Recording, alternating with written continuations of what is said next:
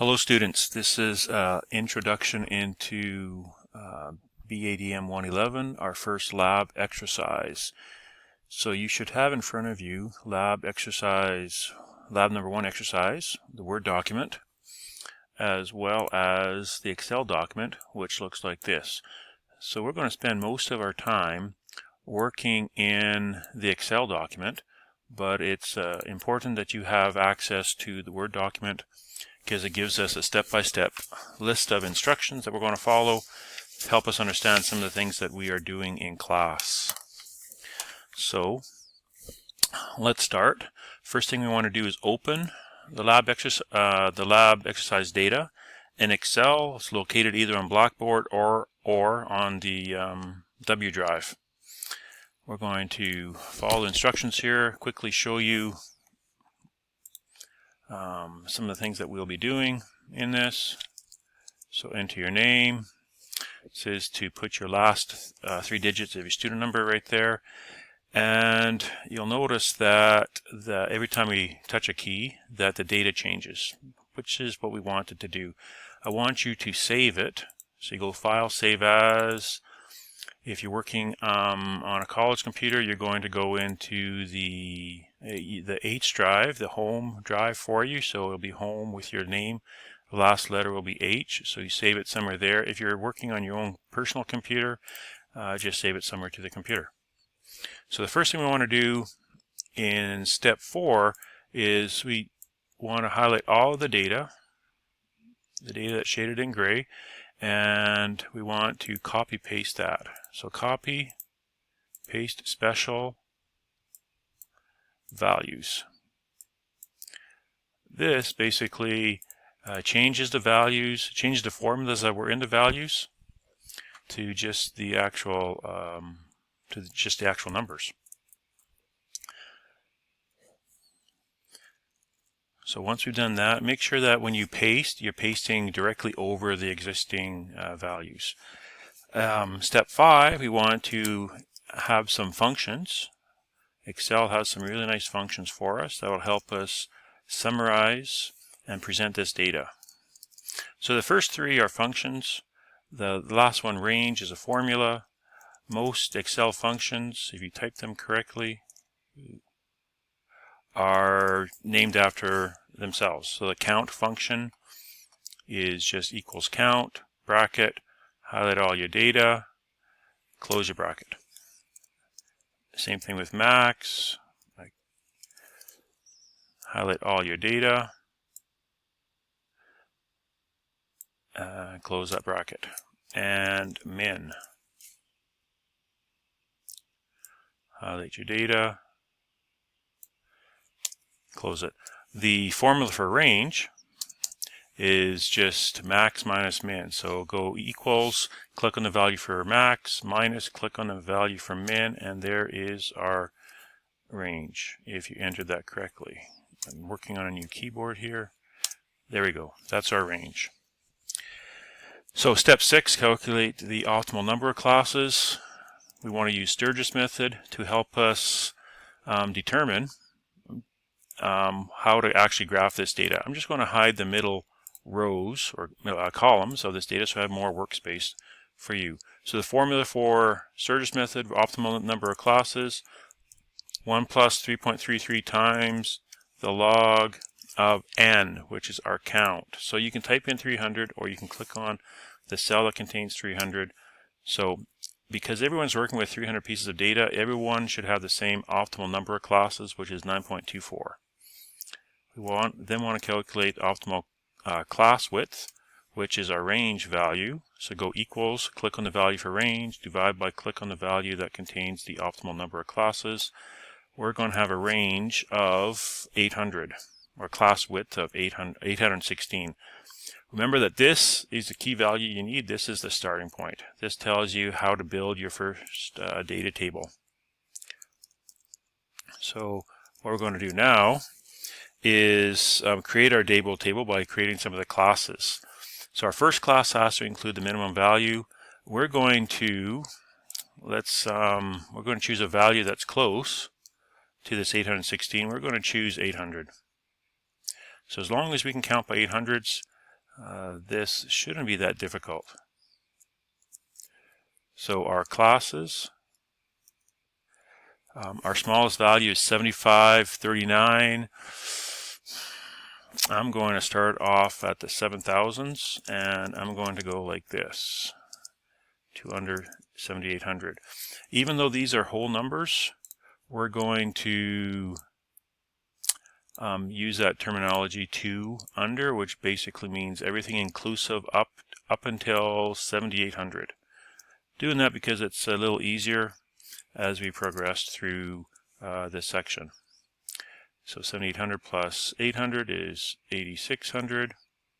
8,600. That would be 9,400. 9,400. And this takes most of the time. 6. Let's do this correctly. 10,200. To under 11,000. Our maximum value is 15,000, 11,000, to under 11,800, 800, to under 600, 12,600, to under 400, 13,400, to under 14,200. And we need a couple more. 1,400, 200, to under 15,000, 15,000, to under 15,800. So there's our classes. We have 11 of them. 8, 6. Let's go on to step 9. Step 9 is we're going to have Excel calculate or build this data table and this histogram.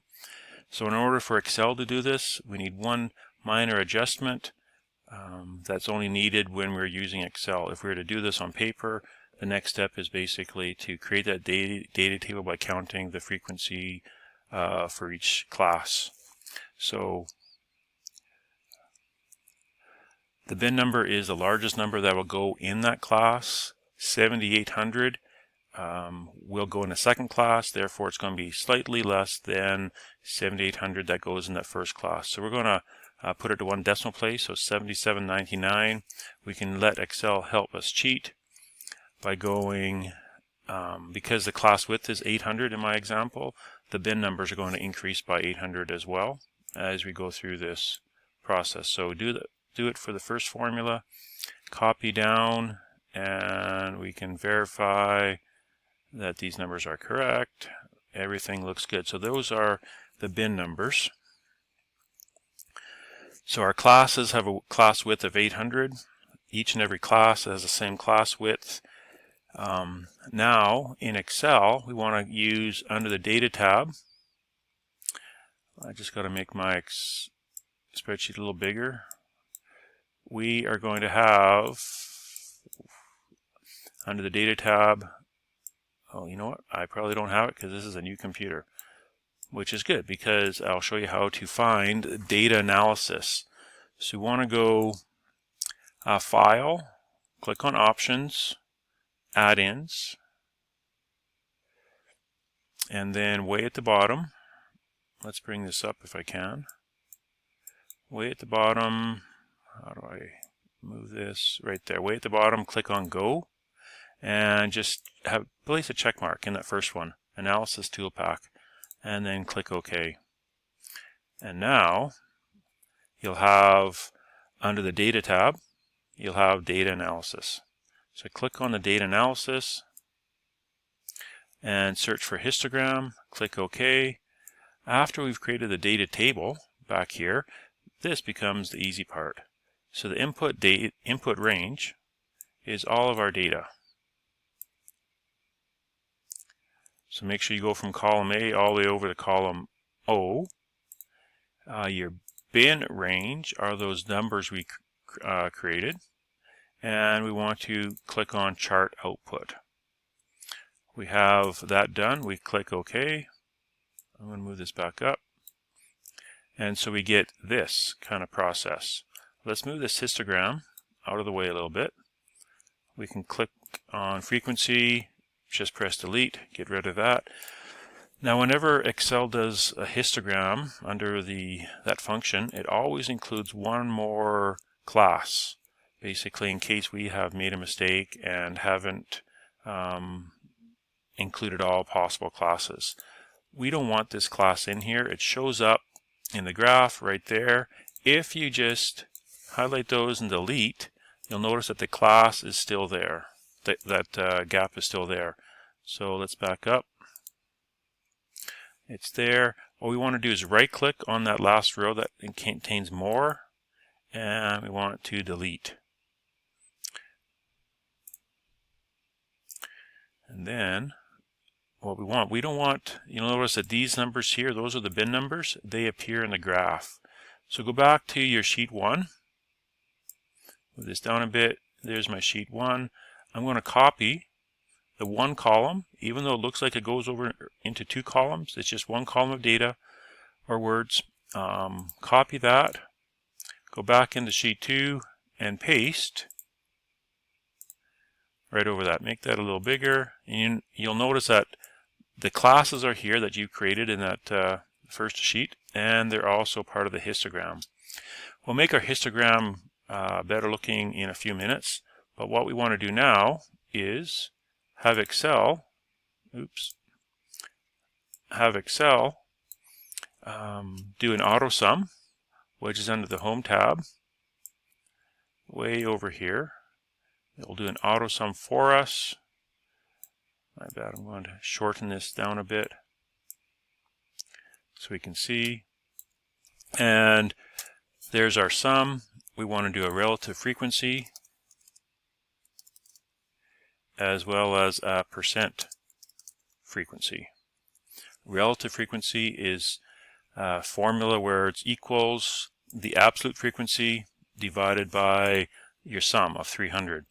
Now before we copy this down, we have to make the cell B13 absolute in terms of an absolute cell reference. So some keyboards allow you to press F4, which this one does. If not, you just go Shift 4 to get dollar signs. Technically, we only need a dollar sign in front of the number 13, but this works as well. So there's our relative frequency. We're going to create our percent frequency right away. All we have to do is link that to the relative frequency. On paper, you just multiply it by 100%, but in Excel, all we have to do is change the format to the percent style, increase some decimal places, and now we can copy this down. We can do an auto sum, click enter, and there's our auto sum. We can clean this up if you wish to 2 or 3 decimal places. Let's look at our histogram now. Let's make this a little bigger. True histogram is going to have no gap, so right click on one of the columns, format data series, change that 150% to 0, press enter. We can get rid of that menu.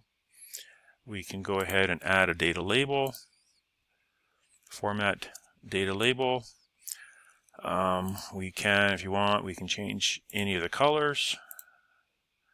Double click on one of the columns and go in here and change some color. So basically at the end of this lab exercise, you should have a histogram that looks somewhat like that in terms of you have your x-axis, your classes that you created in the other sheet. You should have your absolute frequency, this column B. You should have your relative frequency, and you should have your percent frequency. If we go back to sheet 1, we still have our count, max, min values, which are important. We don't need this data here.